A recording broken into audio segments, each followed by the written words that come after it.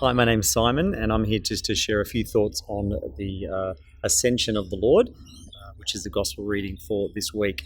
A little bit of context, just thinking about putting ourselves in the shoes of those disciples when they've moved from the fear and trepidation of Jesus being crucified to the joy and the elation of him coming back to life.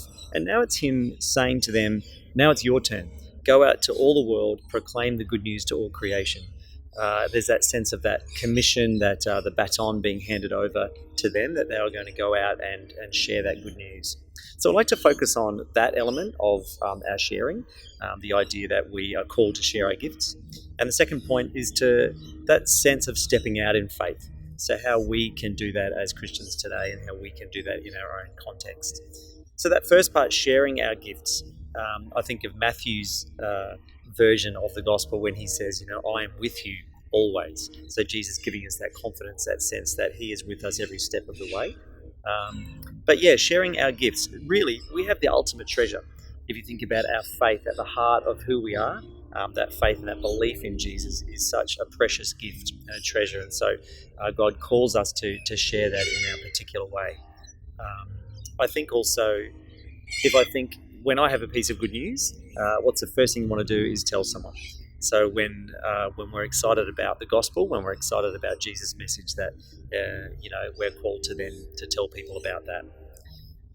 The second part is that idea of stepping out in faith. So when we make that first step, that God carries us the rest of the way. When we take that, step out in faith. It makes me think of one situation. I was lucky enough to be involved in World Youth Day in Krakow, and we were, as a team, asked to do one of the sessions of the catechesis. So we got there to the venue, and we had done a lot of work in preparation, and a lot of that was took a lot of effort. And when we got there, the venue was a huge tent, like a Cirque du Soleil tent, and it was probably about 3,000 or 4,000 young people going to be in that venue. So we went from minds thinking I'm going to be leading 200 people in a small church up to that size. So we had to really pull together and pray and rework our whole sessions to try and make it work for that. But I had absolutely no idea how incredible that experience was. And when I look back on that time, how God was just with us that whole time, stepping out, guiding us and taking our small effort and making it such a successful one. I'd just like to finish with a short reflection, a short prayer. And this comes from a project I was involved in, a St. Augustine project with a good friend of mine, Tony McPherson. And the words are from the Confessions.